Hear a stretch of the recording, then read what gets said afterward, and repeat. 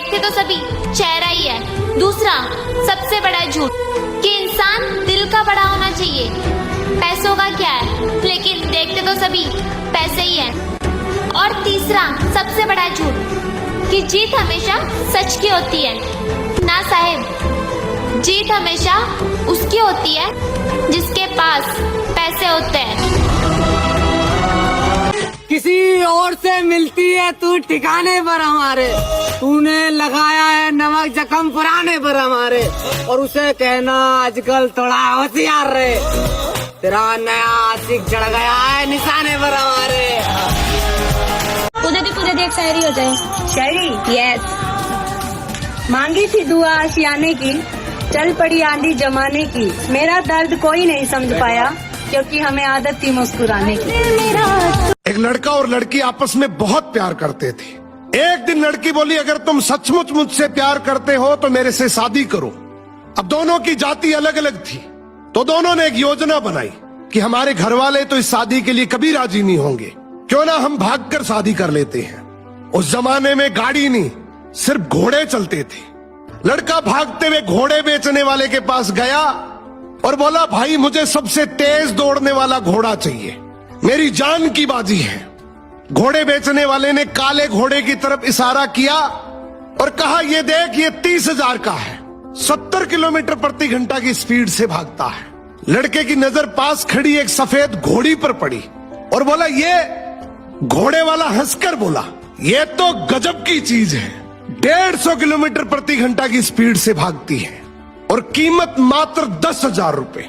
लड़का हैरानी से बोला, जो घोड़ा 70 किलोमीटर प्रति घंटा की स्पीड से भागता है उसके 30,000 रुपए, और ये 150 किलोमीटर प्रति घंटा की स्पीड से भागने वाली घोड़ी सिर्फ 10,000 रुपए की, ये कौन सा मजाक है? व्यापारी बोला, ये मजाक नहीं, ये सच है। लेकिन ये घोड़ी जब अपनी माँ के पेट में थी तो इसकी माँ पानी को देखकर डर गई थी, और वही डर इस बच्ची की रगों में उतर गया। ये जब दौड़ती है तो हवाओं से बातें करती है, लेकिन जैसे ये पानी को देखेगी ये रुक जाएगी।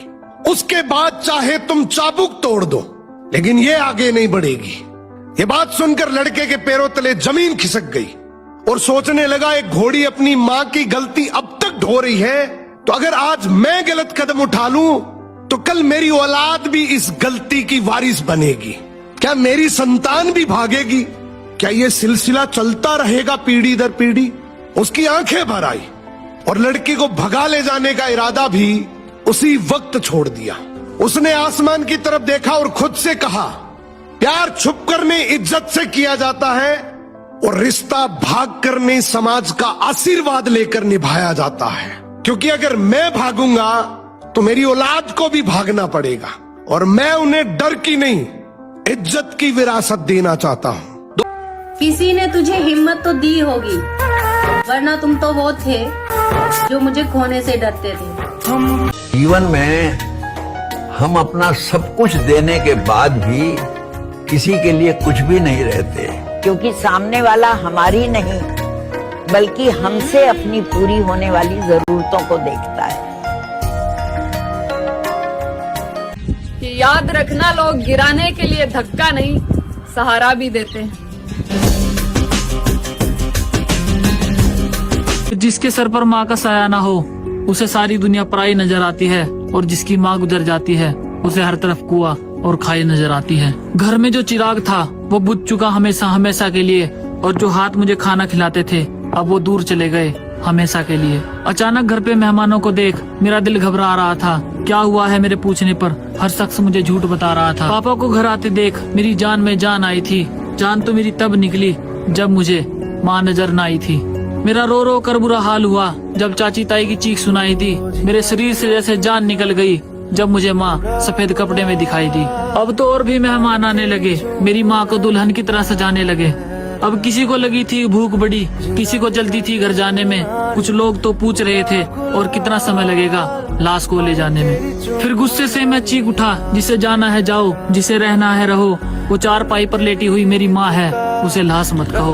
अब मेरी माँ को 4 कंधों पर उठाया गया, उन्हें उठाकर शमशान ले जाया गया। मैं रोते रोते बोल रहा था, मेरी माँ सोई हुई है, कोई तो नहीं नींद से जगाओ। लोगों के पैर पकड़कर बोल रहा था, मेरी माँ को कहीं मत ले जाओ। 4 कंधों पर उठाकर फिर वो उन्हें लेकर आ गए थे शमशान में और मेरी सारी दुनिया जलती रह गई मेरी आंखों के सामने, मेरी आंखों के सामने। अगर किसी की गैल रह के बोझ से बन जाओ उसकी जिंदगी में, तो उसकी जिंदगी से दूर ही हो जाना चाहिए।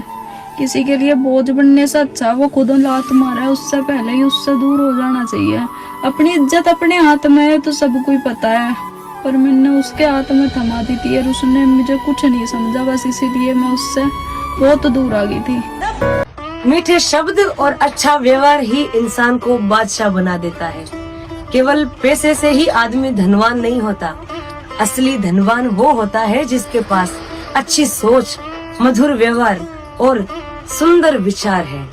जब बच्चे थे तो सोचते थे बस एक बार बड़ा हो जाऊं फिर मौज ही मौज होगी, पर अब लगता है कि बड़े होके क्या मिला, दिमाग में बोझ और दिल में गम। काश वो बचपन फिर से जी पाते हम।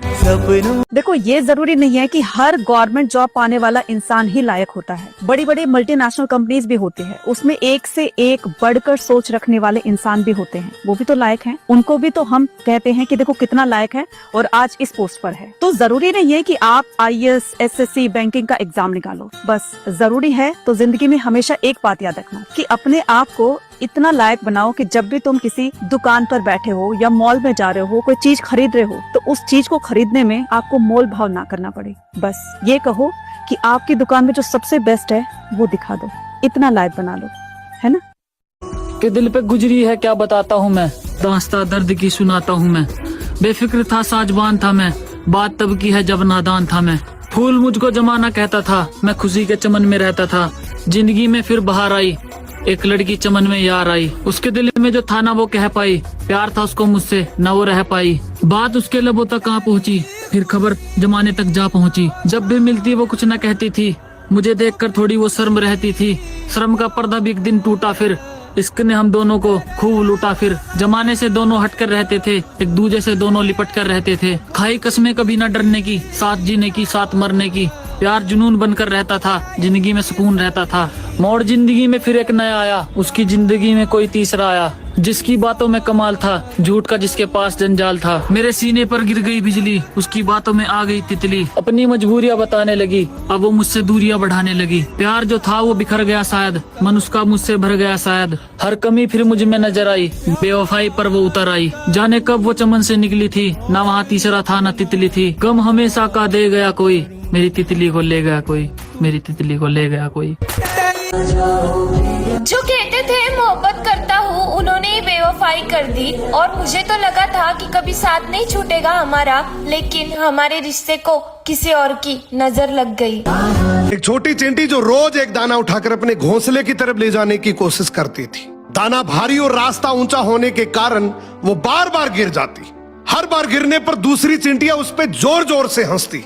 अरे छोड़ दे, तेरे बस की बात नहीं है, हमने भी कई बार कोशिश करी है, ये पॉसिबल ही नहीं है। लेकिन वो चींटी बस मुस्कुराती और सोचती, जो सबको इम्पॉसिबल लगता है वही तो करना है, तभी तो इस भीड़ से हटके गिना जाएगा। वो दाना उठाती फिर निकल पड़ती, गिरती संभलती फिर उठती।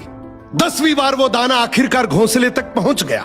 वो थकी थी पर वो बहुत खुश थी, क्योंकि अब उसे समझ आ गया था कि हार बार बार गिरने से नहीं होती, बल्कि रुक जाने से होती है।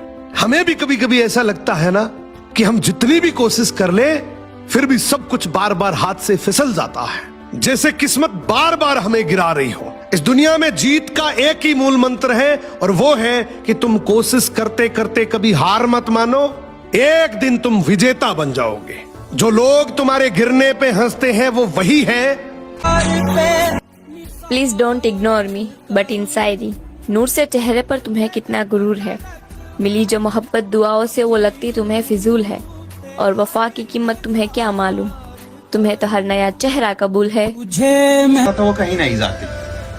बात थोड़ी कड़वी है लेकिन सच है। एक शायरी है, जरा गौर फरमाइएगा और अपने भाई के कहने से थोड़ी शेयर कर देना। तो अर्ज क्या है कि अगर कटा है मेरा मोहब्बत में तो खुद को काबिल करके भी मैं ही दिखाऊंगा।